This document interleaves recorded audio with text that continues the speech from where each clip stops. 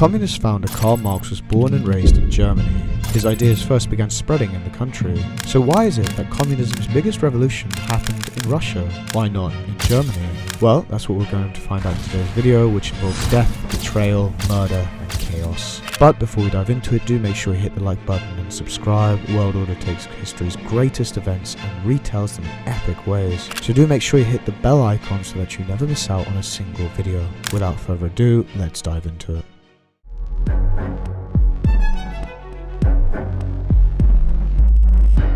In the years after Marx's death, communism began spreading through Germany via the Social Democratic Party. Led by August Bebel, the group played a lead movement in championing the downtrodden workers who would otherwise have been run ragged. In the late 19th century, German industry was booming, but it was coming at the expense of the workers who, if we're going to be honest, had very few rights.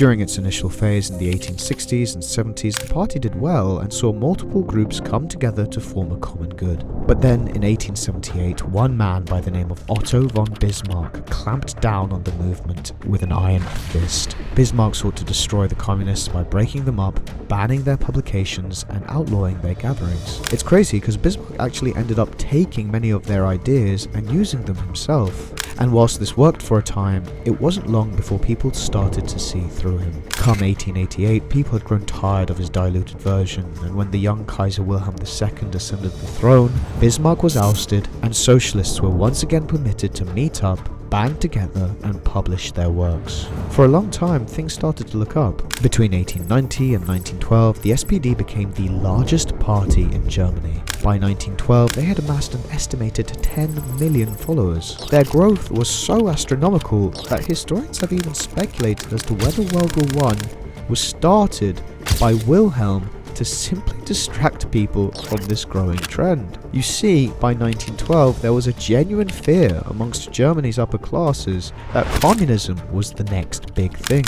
Its ideas threatened their businesses, and for this reason, many have questioned whether they were complicit in supporting the war. But the evidence for this is far from conclusive, and as a result, it must remain a theory.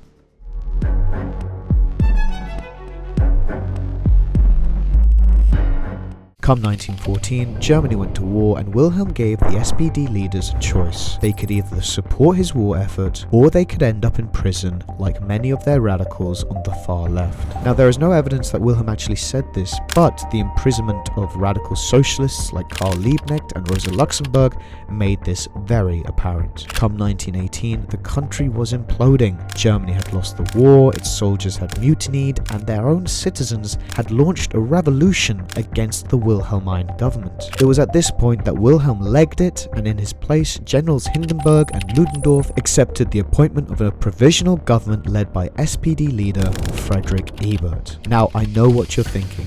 I thought you said this was a video about how communism failed in Germany. Well, it is. You see, Friedrich Ebert was not exactly the most ideologically driven communist. He was seen as a pliable cog, someone the generals could mold in their favour. There was nothing radical about him, and here's where the story becomes really interesting. As the Kaiser fled and Ebert came in, Germany could genuinely have gone in one of two ways. To the left of Ebert was a group of communists by the name of the Spartacists. They were a group of radicals led by Karl Liebknecht and Rosa Luxembourg, and they'd made it their mission to overthrow the bourgeoisie and establish Germany as a Soviet Union. To the right of them, sitting firmly in the center, was Friedrich Ebert and the SPD. Unlike the Spartacists, they were willing to push for communism within a capitalist framework. It is generally believed that this is where the separation between socialism and communism originally came from. Communism became associated with the more hardcore socialists who wanted to do away with private property, and socialism became for those more moderate communists who were willing to cooperate with the capitalists.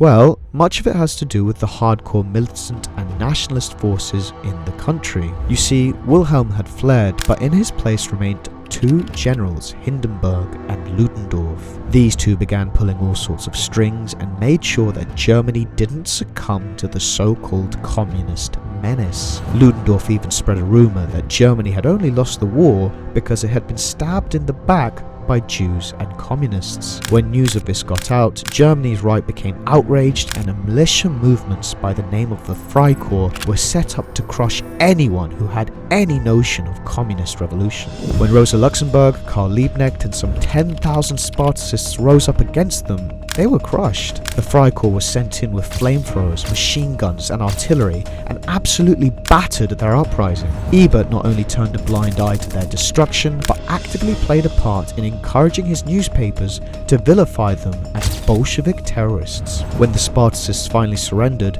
they were manhandled and shot in front of Germany's civilians on the streets of Berlin. Karl Liebknecht and Rosa Luxembourg were taken to a hotel where they were beaten, battered, tortured, shot in the back of the head and then dumped, with one in front of a zoo and another in a canal. Ebert launched a general election in January 1919 after the uprising, and whilst his party won, they only received a minority of the vote. This meant that they had to share power with the Catholic Centre Party and the DDP, two parties that had very different interests. As a result, the SPD would never make Germany as communist as they wanted to. Not only were they constantly compromising with their rivals, but they were also dealing with the German generals who were adamant about keeping an eye on them. The generals hated them so much that they even launched a coup against them in 1920. It failed, but it goes to show just how hated both communism and socialism were in Germany. After a series of knocks that involved the Treaty of Versailles, French invasion, hyperinflation and Great Depression, the Weimar Republic imploded. From its ashes emerged a man who would turn Germany into the darkest state the world has ever seen. The rest, as you all know, is history. So there you go guys, that was my take on communism and why it never took off in Germany. If you've enjoyed this video, then do give it a thumbs up. If you're new here, subscribe. World Order takes history's greatest events and retells them as epic stories. I'm releasing way more videos on my 3 theatres, being that Germany, the Middle East or America, so do hit the bell icon so that you never miss out on a single video. Thanks again, and I look forward to hearing from you all in the comments below.